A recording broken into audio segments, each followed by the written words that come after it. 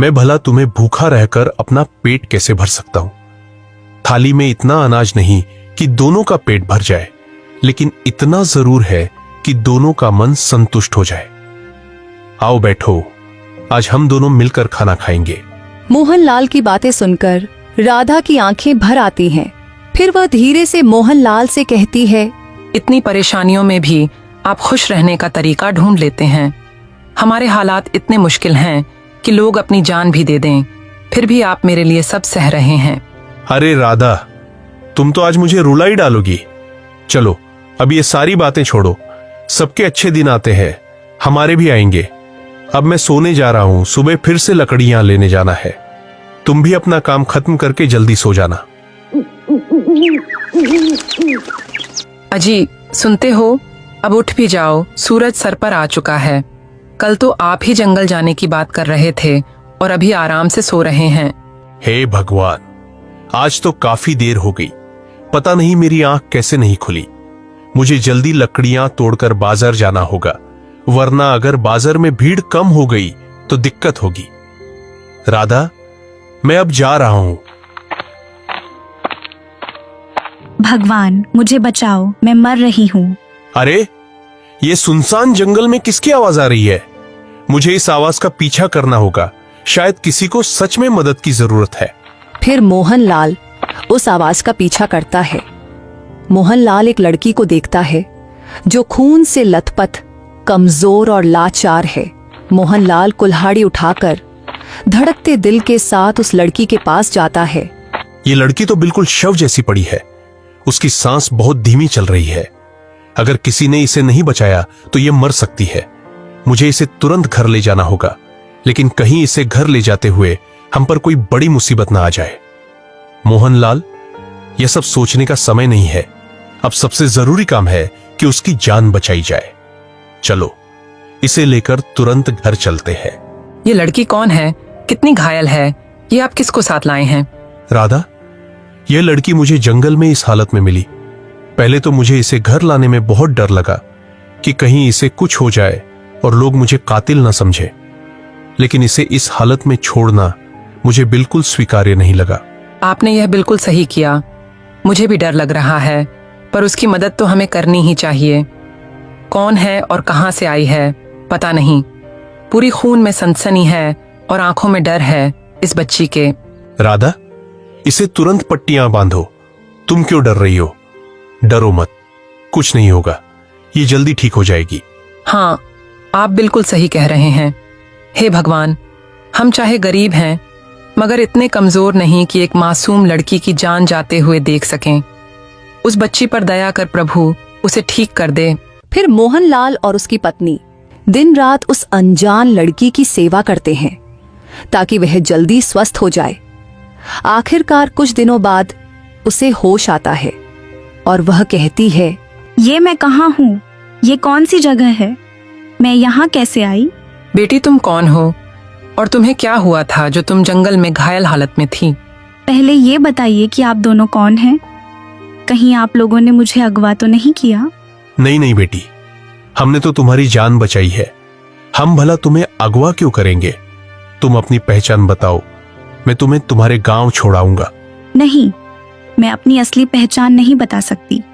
पता नहीं ये लोग कौन हैं और इनकी नीयत कैसी है।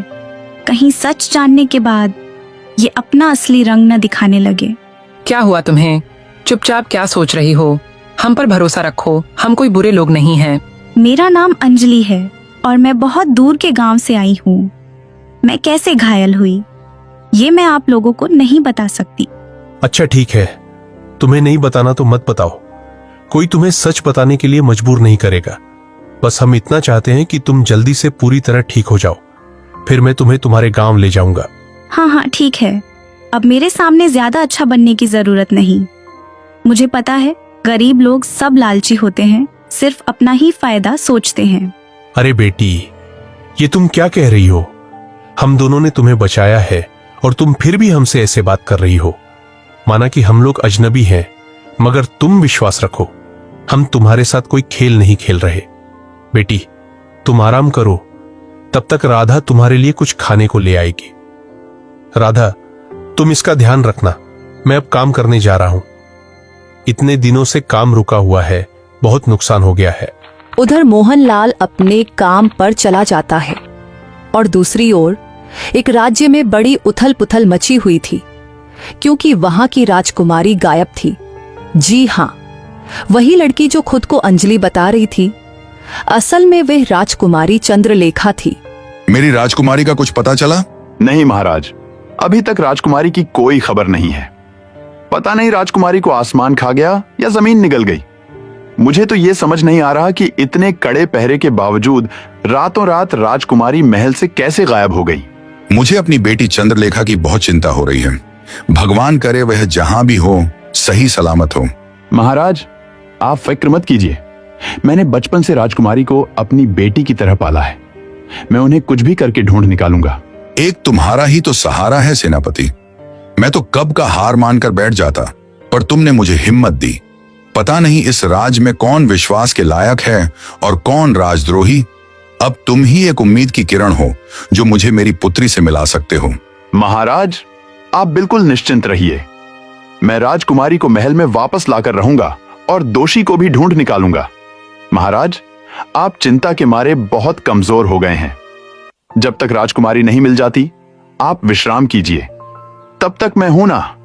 राज्य में कोई भी दुविधा होगी तो मैं संभाल लूंगा। चलो ठीक है, तुम अब चंद्रलेखा को ढूंढने जाओ। मैं आस लगाए बैठा रहूंगा। राज्य में चारों ओर अफरा तफरी मची हुई थी। हर तरफ बस राजकुमारी की ही चर्चा हो रही थी। राज्य के लोग भी राजकुमारी के लिए बहुत चिंतित थे। हे भगवान, ये कैसी मुसीबत हम पर आ गई है। राज्य में भुखमरी छा रही है, सब लोग चिंतित हैं, पर राजा को कोई होश नहीं। राजकुमारी का मिलना बहुत जरूरी है, नहीं तो राजद्रोही हमें लूट लेगा और राज्य बर्बाद कर देगा। क्या तुम्हें राजद्रोही के बारे में कुछ पता है? नहीं, मुझे कहां से पता होगा। वो तो इतना चालाक है कि महाराज और प्रजा को लूट भी रहा है और अपनी पहचान भी छुपाए हुए है। वो तो तुम बिल्कुल सही कह रहे हो। अब तो भगवान ही बचाए ऐसे लोगों से। हमें तो बस ऊपर वाले से यही प्रार्थना करनी चाहिए कि राजकुमारी जल्दी से जल्दी मिल जाए और हमारे महाराज वापस अपनी गद्दी संभाल लें। सेनापति भी दिन रात राजकुमारी की खोज में लगे रहते हैं। इधर राज की हालत बहुत खराब थी और उधर राजकुमारी ने भी उन गरीब बेचारे लोगों का जीना हराम कर रखा था। वो तो राजकुमारी थी, उसके तो नखरे होने ही थे। चलिए अब जरा मोहनलाल और उसकी पत्नी की हालत देखते हैं। सुनिए, अच्छा यही होगा कि आप तुरंत इस लड़की को उसके असली घर पहुंचा दें। दिन ब दिन उसके नखरे बढ़ते ही जा रहे हैं। हम तो अपना पेट बड़ी मुश्किल से पालते हैं, अब उसकी पसंद का खाना रोज कैसे बना पाऊं? जब तक उसे मनपसंद भोजन नहीं मिलता वो खाती ही नहीं है। अब रोज रोज हम इतना सब कैसे करेंगे? समझ नहीं आता उसके इतने नखरे क्यों हैं। वो हमारी मेहमान है और मेहमान को तो भगवान का स्वरूप माना जाता है। हम चाहे खुद भूखे रह जाए या फटे पुराने कपड़े पहन ले, लेकिन हमें अंजलि का हर हाल में अच्छे से ध्यान रखना चाहिए। पता नहीं भगवान की क्या मर्जी है। पहले तो हमें लाचारी भरी जिंदगी दी और अब अंजलि के जरिए हमारी परेशानियों की परीक्षा ले रहा है। तुम दोनों कोई काम भी करते हो या सिर्फ आपस में बातें करके दिन गुजार देते हो? मुझे तो शुरू से ही तुम दोनों कामचोर लगे। आज मुझे शाही भोजन चाहिए, खाने का बड़ा मन है। अब मैं आराम करने जा रही हूँ। जब तक भोजन तैयार ना हो मुझे नींद से मत जगाना। ये देखिए, आप खुद ही अंजलि हुक्म देकर चली गई। अब बताइए, हमने तो आज तक दाल चावल में गुजारा किया है, अब उसे हम शाही भोजन कहाँ से ला कर दें? तुम चिंतित मत हो राधा, मैं अभी लकड़ियां बेचकर पैसे लाता हूं और थोड़ी उधारी भी ले लूंगा किसी से।